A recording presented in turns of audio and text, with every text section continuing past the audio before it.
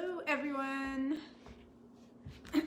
Time for our Facebook Live, Friday Facebook Live. It's a fun little topic that I'm just gonna touch upon for a few moments for this Friday Facebook Live. Just before we get started, a few housekeeping tips. I believe beginning next week, we will be dropping our Facebook Lives down to twice per week. I think they'll be on Mondays and Wednesdays at 1 p.m., so a new time. And then the masterclass will be now twice per month on Saturday still at I believe we're going to keep it all at 1 p.m. So we're just decreasing as the clinic starts to open back up, and we're still intending to keep our live schedules, but not as frequent. So we've been trying to do 4 per week since the closure, since the pandemic. So I believe March, yeah, oh my gosh, March 18th till about June 5th is today. We've been consistently on for average of about 4 or 5 Facebook Lives per week and 1 masterclass per week. Yeah, so it's been pretty awesome getting to get all this content out to everyone and be of support in this strange time. So that was really what we wanted to do, is to just really be of support. So today, and hopefully we did that, hopefully we achieved that, hopefully you all are enjoying a bit more of our online presence. Yeah, it's been really fun for me. The most fun part is answering questions. I really love that, and interacting with all of you. So that part is like the funnest for me. Of course, I like to talk about awesome topics and dive deeper into topics like theory and philosophy, stuff that I can't do in the visit, that I'm sure everyone, kind of would want to know, like, what is real healing in the visit. There's not really enough time to do that. So on these Facebook Lives, we're able to kind of jump deeper into that, which is awesome.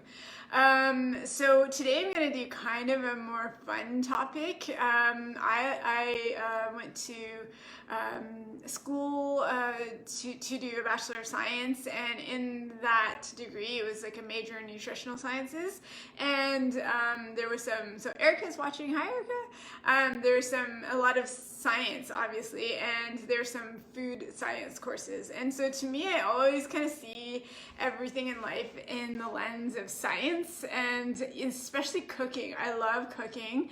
Some people are surprised by that. I don't know why, but I love cooking. I love cooking for friends. I have hosted many showers, baby showers, wedding showers, but because I love cooking, and I love hosting people, and I love cooking for myself, and I love cooking for friends, family, whoever. But I also, when I do cook, I also look at it through the lens of science, and I always think of it as kind of like a science experiment. So I thought might as well share a few science tips while thinking of cooking. So it's not just random. A lot of these things are done in traditional cultures, but when you research why they did it, there's total science behind it. So I wanted to share today's topic is fun science tips used for health and cooking. So the first thing I want to talk about is salt. So salt to me is a fascinating, and it's a very confusing topic, perhaps controversial for some, but to me, my body loves salt, but I'm talking about high quality, like a Celtic sea salt or a Himalayan sea salt or an Icelandic sea salt, not talking about totally refined salted foods, such as like prepackaged meals with MSG and salt, all that. That's not what I'm talking about. I'm not talking about refined salt. I'm talking about high quality, like Celtic sea salt. I love it. I think it enhances so many flavors, and many traditional cultures, or there's rampant use of salt, whether it's on fruits to enhance the sweetness, or on meats to take away the acidity, or on just the food to heighten the flavor. So salt to me is a fascinating topic. I could just do most of my Facebook Live today on salt, but I wanted to touch upon a few things. So let's take salt under the premise of making boiled eggs. So hard-boiled eggs. So does anyone here like hard-boiled eggs? There might be some vegans, so they don't use this, but if you're at least vegetarian or a meat eater, do any of you like hard-boiled eggs? You can just throw up a thumbs up or a heart or anything, just let me know, or you can even comment. So when making the hard-boiled egg, we all know that you're boiling it in the shell, and in the shell it's made up of many different minerals. However, the most commonly known mineral in the shell is calcium carbonate. So many may not know the form is carbonate, but we know it's calcium. So Erica says yes, awesome. Okay, so Erica eats eggs, so she's gonna like this one. Well, maybe she already knows it. Maybe you already know it, Erica. But so when you have the shell, it's calcium carbonate. Many may not know that it's carbonate, but you know that there's calcium in the shell. We all know that. Kids know that. We do science experiments even in elementary school. Erica, your kids probably maybe even learned about it in Easter, you know, if you're dyeing eggs and stuff, and just learning about the calcium in the egg, in the shell. So when you're boiling eggs to make, say like hard-boiled eggs or egg salad sandwiches, whatever, you have to boil it. You boil it with the shell intact. And so the trick is, and this is a science trick and probably an old wives tip, but to add salt to the water. So when you add boiling water and salt, this doesn't have to be high quality, mind you. So it's just a salt, because you don't want to waste your high quality Celtic sea salt just in boiling water. When you put salt into the boiling water, it does two things. So salt, the property of it is to increase the boiling point temperature of water. So temperature of water for boiling is about 100 degrees Celsius. And when you add salt to that water, you can see that the roll of the boiling water increases, and it makes it to like 100.04. So it's just a little bit higher. So that means that the water's boiling, but now you've added salt, and it's even a higher temperature point. So that means that the eggs can boil and prepare quicker. That's the first thing. So salt helps to increase the boiling point of water, and it makes the temperature higher. You'll notice this in pastas. They always say to salt the water as well. Yes, the salt gets into the pasta as well, and you can taste the difference, but also the water is a higher temperature. It rolls at a higher boiling point when you add salt to the water. The second thing that salt does when you're making hard-boiled eggs is it affects the calcium in the shell and hardens it. So when you have a higher boiling point and the eggs are kind of like rumbling all around, most people fear that the eggs will crack, and then they'll just like go all over the water, and you'll destroy your attempt to make hard-boiled eggs. When you add salt to the water, it kind of solidifies the calcium matrix in the shell, and it makes the shell itself harder, so there's less chance of the egg cracking and just spilling all over the water. So that to me is like super science, super geeky, and super fascinating. And so when you think about that, it's just I think it's so neat that all these cultures used to do this, but there's total science to it. And so when you think about salt, you're using it just to enhance the cooking process. You're using it to increase the temperature of the water, and then to make that matrix of the calcium shell even stronger, so it doesn't just bust all over the place. Salt in itself too, when we use it, not the processed refined salt, but when we use a Celtic sea salt or an unrefined mineralized salt like Himalayan salt or Icelandic sea salt, also when we take it, it also strengthens our bone matrix. There's so much calcium in our body, so our bones are made up of primarily magnesium and calcium, and salt, when we take it, it helps to provide minerals and also strengthen that bone matrix. So Jessica just joined. Hi Jessica. So it does the same thing to us. So if you're thinking about the shell and that egg being boiled and it strengthens the outside shell, the salt will do the same for our bodies. One time I saw under a microscope microscopic shot of a granule of salt and then also a microscopic shot of bone matrix, and it almost looks identical. So that's also called the doctrine of signatures. So whatever it looks like, it will treat. So salt really helps to build bones in our body and strengthen our bones, and it's been pretty vilified, but it is refined, just crappy shit salt that they put in like refined foods and takeout foods and packaged foods. That's not what we want, but high quality salt really helps our body. I was wondering if it's thermogenic too to our body. I'm not sure about that. Like it increases the boiling point of water. I'm not sure if salt like even revs up our metabolism too. It quite possibly could. That I have to look into a little bit more, but it could have several effects, this salt. So I always find that extremely fascinating. And most people would think to take calcium to strengthen their bones, and I rarely, if ever, recommend calcium. Sometimes I'll recommend it when it's mixed with magnesium to just calm a person's nervous system, but never really have I ever recommended it to increase bone density, because first of all, the bone matrix is not made up of just calcium. That's just go back to my Facebook Live and look for magic bullet cures. That falls totally in line with that, where there's so much complexity to build bone matrix. It's way more than just adding one mineral and then we're bone protected. So taking salt, I think is more helpful to build the bone matrix than calcium. And if you think about calcium, a lot of times calcium is in the plaques, of our arteries and things like that. When there's plaques in our arteries, there's calcium in it. So calcium hardens, and we don't want to take calcium. I really am not a fan of it, but salt, it helps to harden where it's supposed to, which is the bones.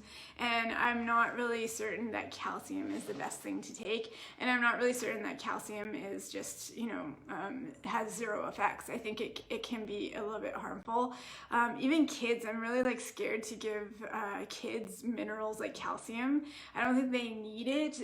We should get their nutrients in other ways, because you don't want their little tissues to harden as they're growing. So better for them, put in a little bit of Celtic sea salt for them, and that's better. But back to cooking, what we do for cooking is also sometimes reflected in our bodies too. So making hard-boiled eggs, when you add salt to the water, it's twofold sciencey. You're increasing the temperature of the water that's boiling, and also you're hardening the shell. So does that make sense? It's pretty cool, I thought. Yeah, so that's and salted water, yeah, to add that. And then also, salt again. Salt has many different kind of functions in cooking, but I wanted to touch upon 3 of them.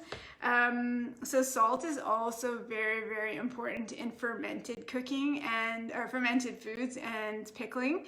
So any traditional cultures that ferment food, like in Indian culture would be pickles, or kimchi in Korean cultures, sauerkraut, anything that's lacto-fermented always requires the use of salt first. So what is salt doing in this? Salt, the property of the salt is to draw out the water, and it also is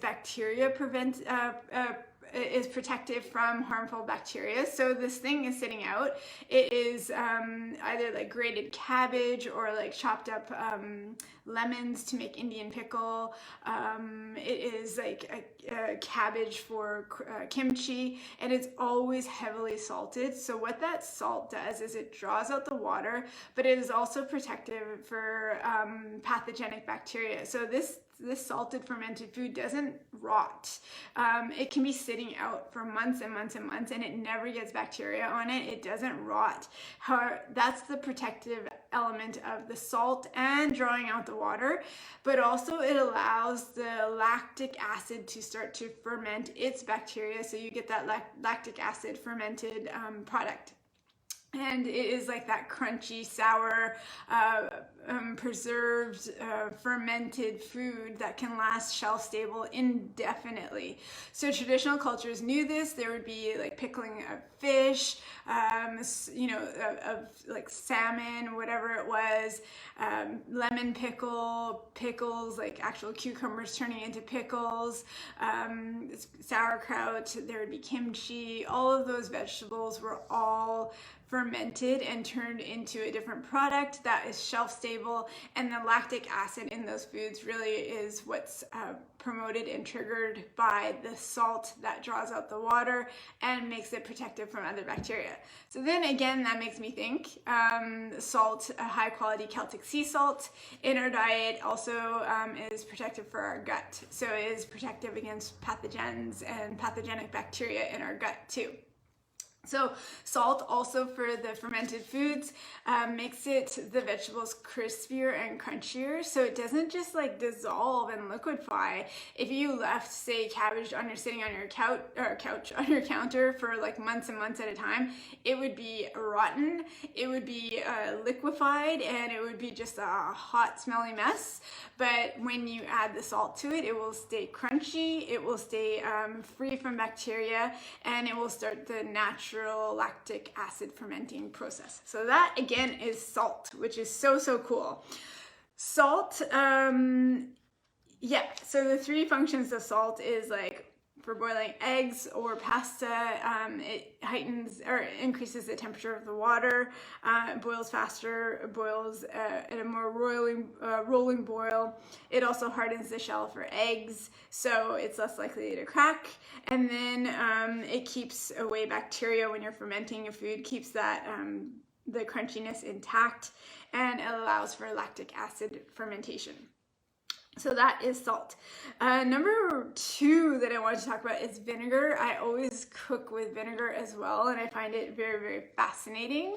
I like to do alternates to proteins. Like I don't just broil everything, I don't barbecue everything, I don't bake everything, and oftentimes I will poach proteins. So again, going to poached eggs, they are always saying that when you poach eggs, you have to boil the water, and a lot of people don't necessarily get the technique of getting the small little formed disc.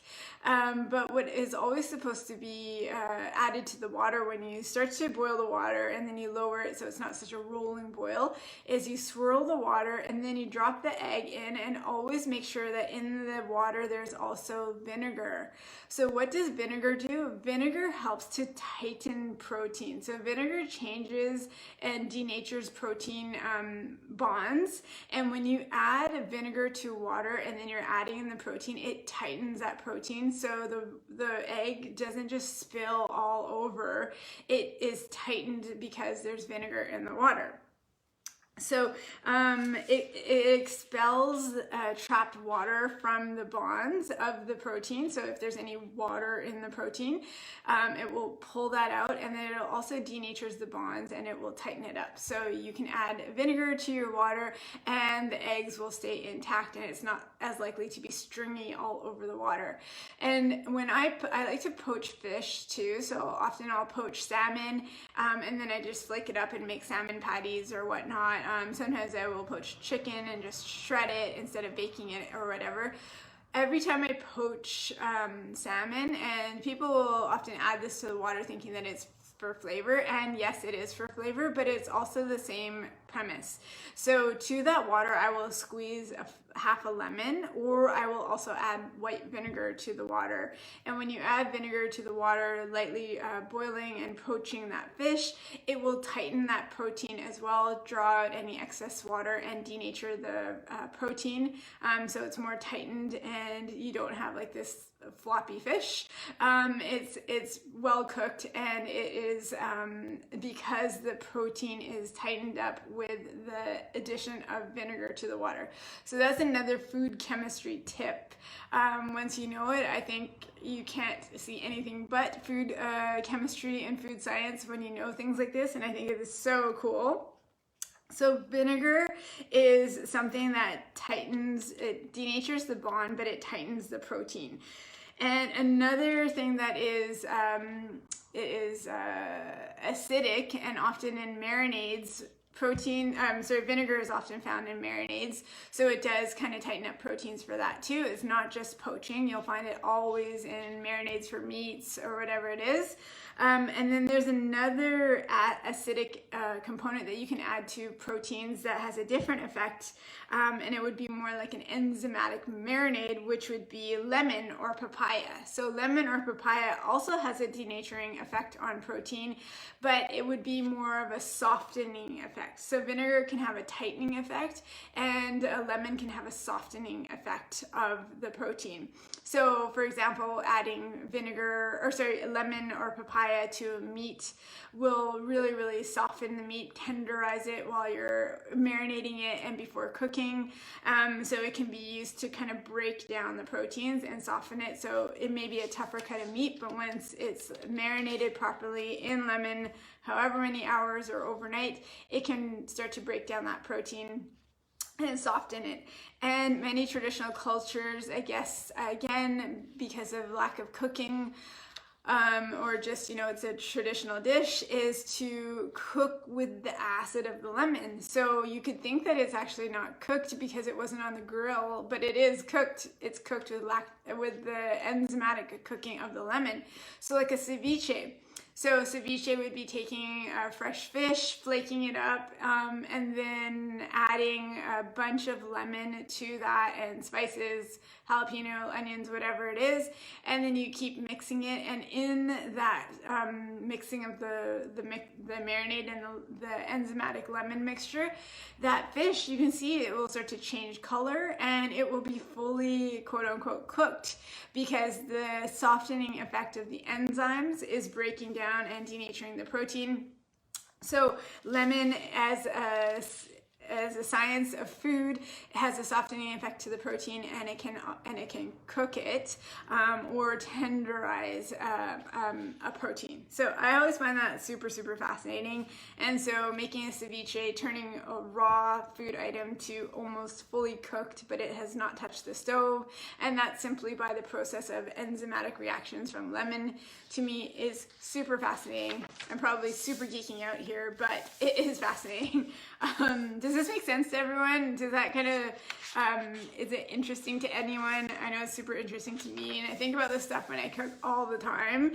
And then I also kind of think about it when it relates to the body too. So when you look at digestion of food, a lot of people will take lemon water with their food, and that helps to kind of break down the food as they're eating it, and it's to denature the proteins, to soften the proteins.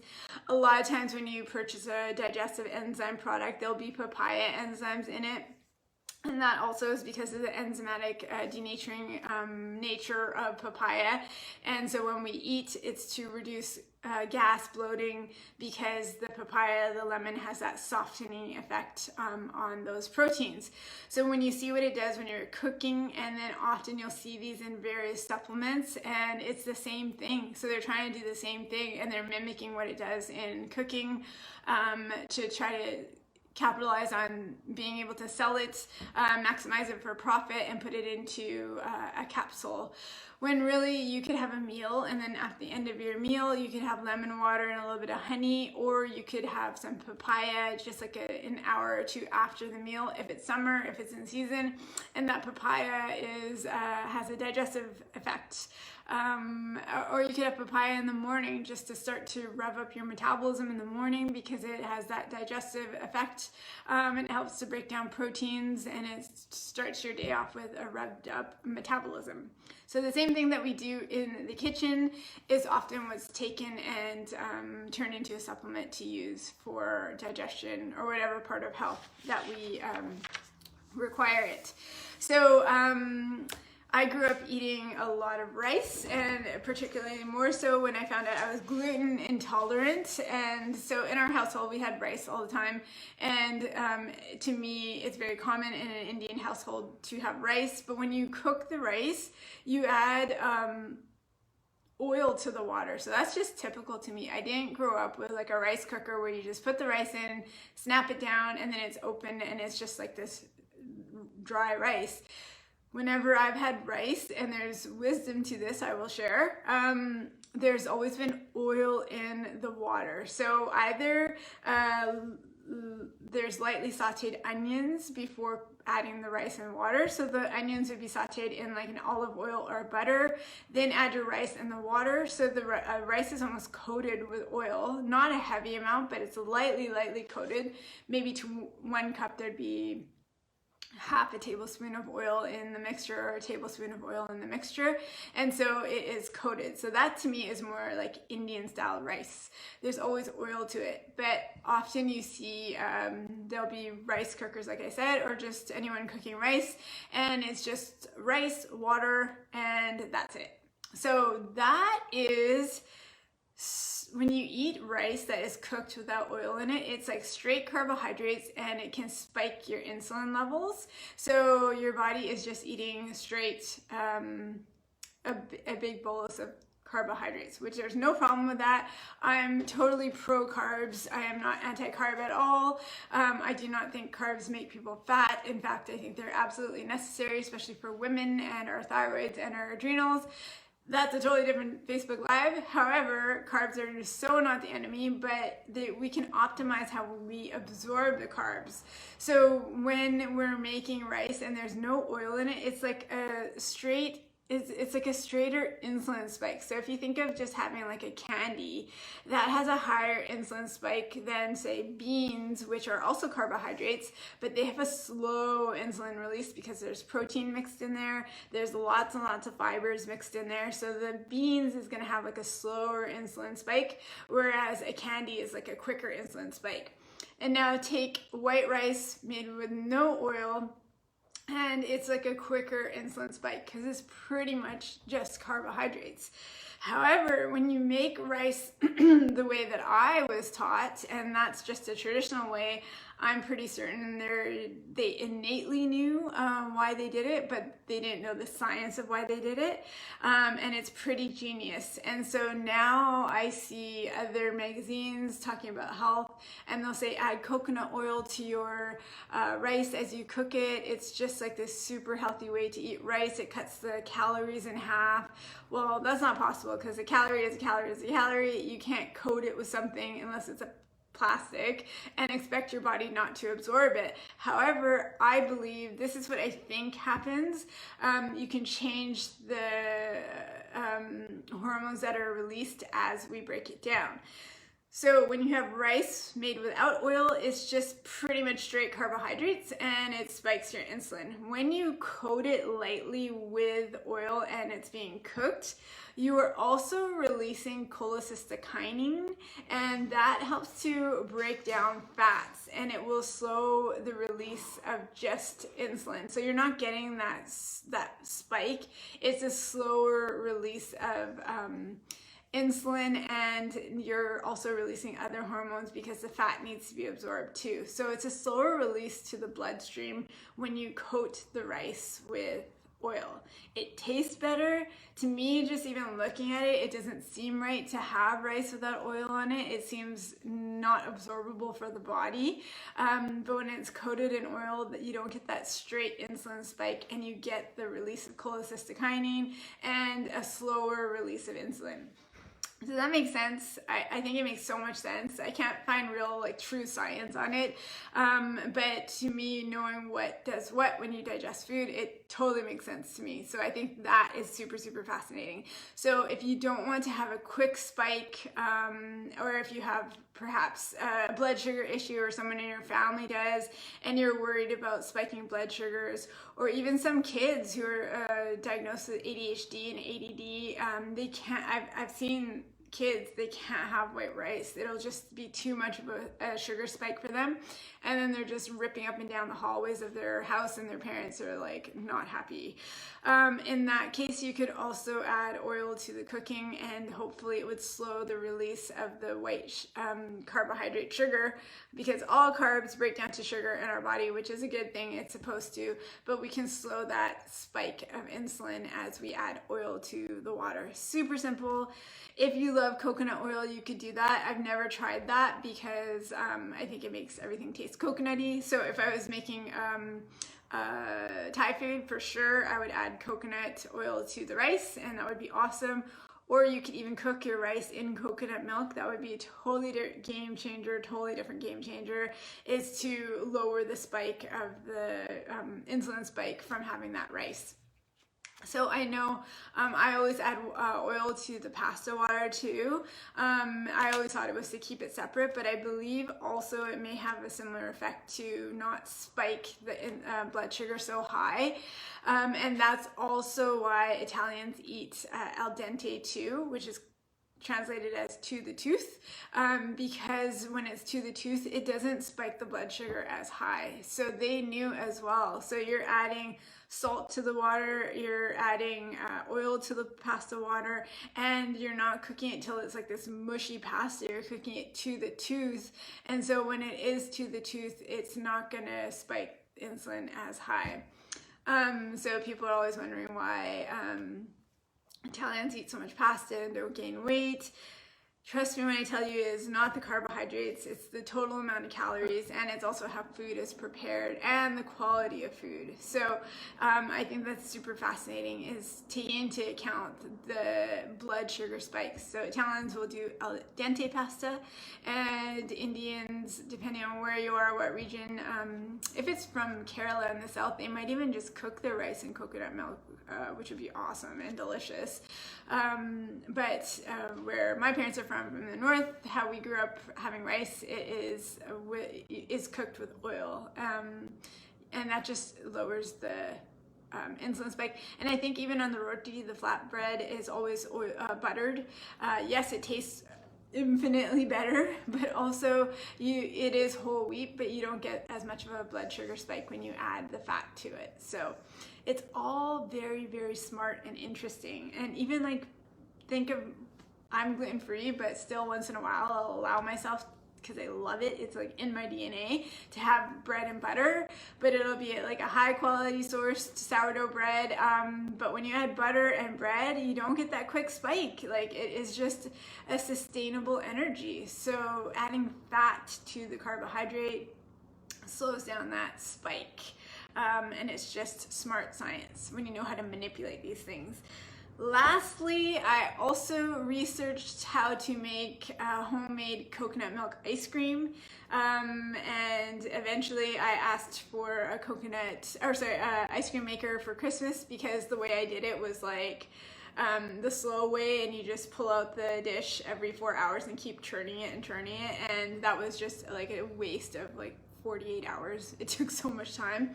So eventually I just asked for an ice cream maker, and my brother bought me one for 1 year, and I came up with a recipe to make coconut milk ice cream, which is delicious. But then I was researching it. A lot of times you'll see these fancy ice creams, and they'll be made with like bourbon or some type of alcohol, and yes, it kind of ups the value of the product. It ups the value of the product, but adding alcohol to something that's supposed to freeze lowers the freeze point of the product, so it's less likely to get icicles on it. So you're less likely to get this icicle-y product, and you'll get a smoother, creamier mixture, because water freezes at 0 degrees Celsius, but when you add alcohol, or when you look at the freeze point of, say, vodka, it's negative 26 degrees Celsius. So it's in the freezer, it's frozen, but you're not gonna get the crystal formation. So it's not gonna be like that crystal-y type of ice cream, which you know has kind of gone bad or it's not made properly. It'll be a more smoother, creamier ice cream, because you put a little bit of alcohol in it. So it's super fascinating. So once or a few times I've made coconut milk ice cream. I still will add egg yolks. It's not a vegan ice cream, but I'll add a couple of tablespoons of bourbon to it, and while I'm cooking like the custard part of it before I put it in the ice cream maker, I think the alcohol is still intact, but when I freeze it, I haven't tried it without, but when I freeze it, it's not really crystal-y. So I always think that's super fascinating. So when you're trying to avoid crystals in your ice cream and it's not for the kids, you can add alcohol to it.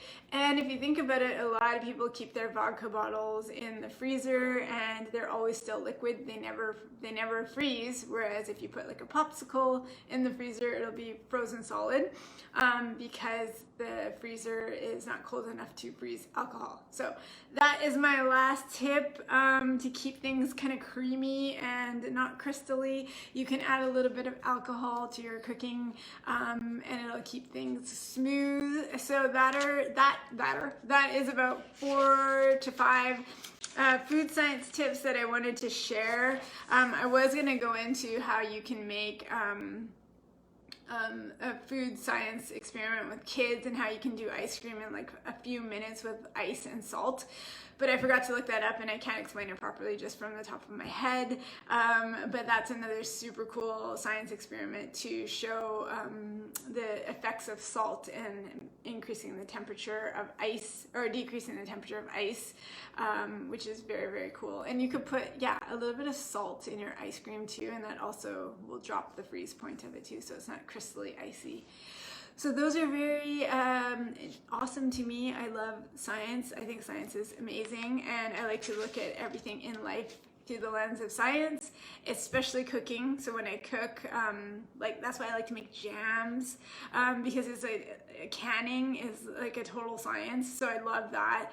I wanted to get a canner and to be able to make like tomato sauces and stuff like that, because the acidity and all that is a total science to it. Is a jar healthy? A jar is so healthy. I talk about it all the time, but I say lemon pickle, but a jar is Indian lemon pickle, and I've made it several times, and it is so healthy for you. If you just have a jar and a roti, super healthy, super gut protective, good bacteria for your gut. It's a probiotic. It is super, super healthy. Some people don't like it because it's salty, but it is very healthy for you, and it's got good bacteria for your gut. So yes, I think that is awesome. And that to me is why many traditional cultures didn't need probiotics. They had their fermented foods. They didn't need digestive enzymes because these fermented foods help break down or pre-digest their food for them, for us. And so we don't have that. A lot of our food now is totally sterile, and it is a big problem for our guts.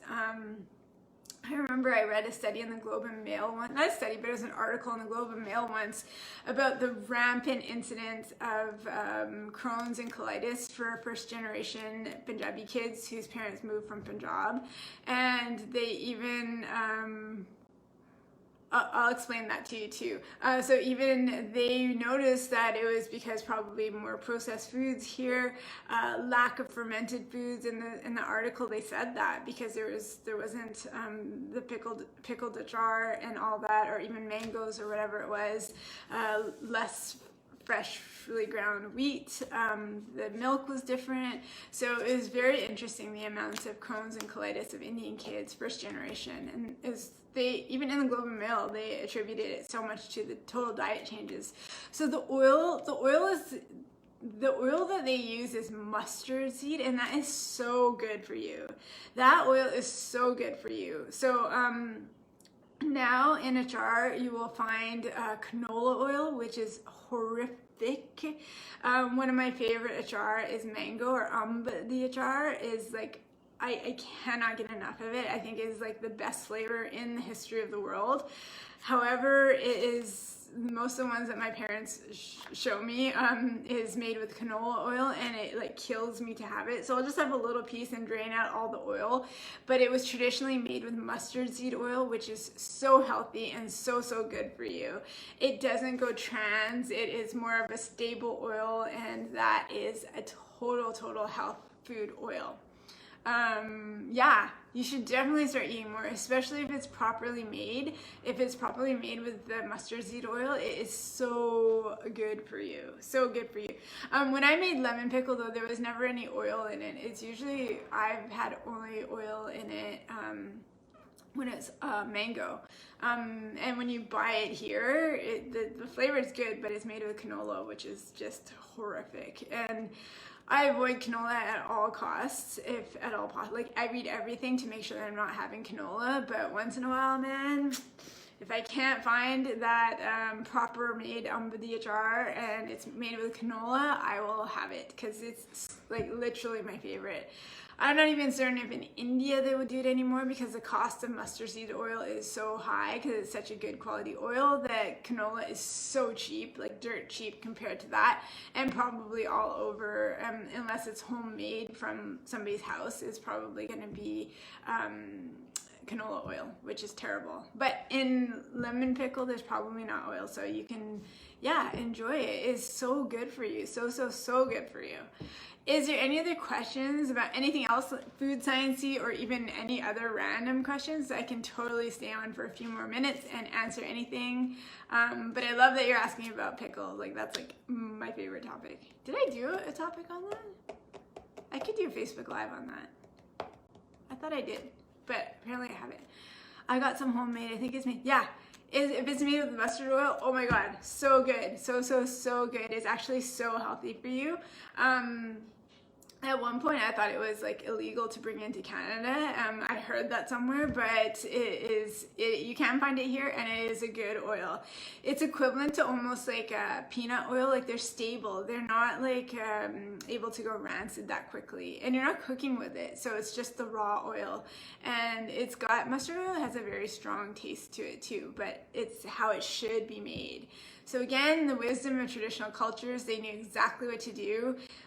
If you ever look up how canola oil is made, you will be totally disgusted. It is like this gray oil that is deodorized and colored and cleared, whatever it is.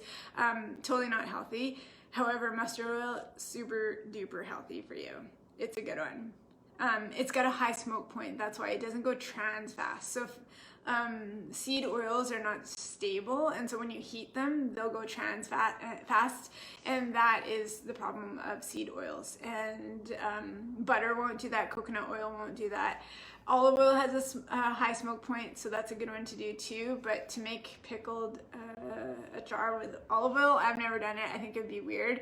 But mustard seed and peanut oil also have a high smoke point, so that's, I think, why they use mustard seed oil. That's part of the reason. Plus, I think it's very antibacterial, antiseptic too. So that's probably also why they made it, because you have to ferment it for long periods of time. And at that time, when there was like no fridges, so now they have fridges, which is also why traditional cultures used to ferment, because you could keep all this amazing high dense nutrition bomb food shelf stable without having to put it in a refrigerator, and so it was pickled and fermented. So I think that's also why they use mustard seed too. Any other questions before I finish off for today? I know that was a little geeky, but I love science and I love food, so I thought I wanted to share that because I think about this stuff every time I cook. I think it's so cool, and so I wanted to share that too. And I'll write a little blurb about it too and add that to our newsletter, so hopefully if you wanted to just read up a little bit more about it, I will add that too. Any other questions before we sign off for today? For the weekend. Well, I'm working tomorrow, but thanks to Tinder for your questions. Those are awesome. I love it. I love that you tune in. It's awesome. Thank you everyone else for tuning in. Yeah, Fridays is probably not the best time for Facebook Lives. I think people are getting back to normal lives and they're busier. So hopefully we are switching to Mondays and Wednesdays, so keep an eye out for that. You're so welcome, and yeah, please share if you want to share this with any of your friends. Feel free to, and I really enjoy doing these. It's super fun, and like I said, my favorite part is answering the questions. So thanks everyone. I will chat with you next time. Bye.